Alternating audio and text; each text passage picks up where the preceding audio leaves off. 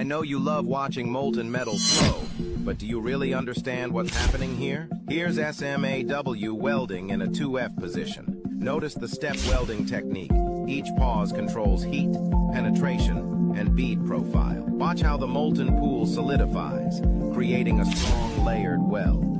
Close-up of smooth wire feed, molten pool forming step by step. Now with mag welding, still in 2F position.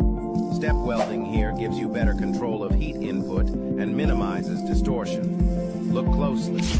The molten pool flows smoother, allowing higher travel speed and a cleaner finish. So, which process do you prefer for step welding in 2F?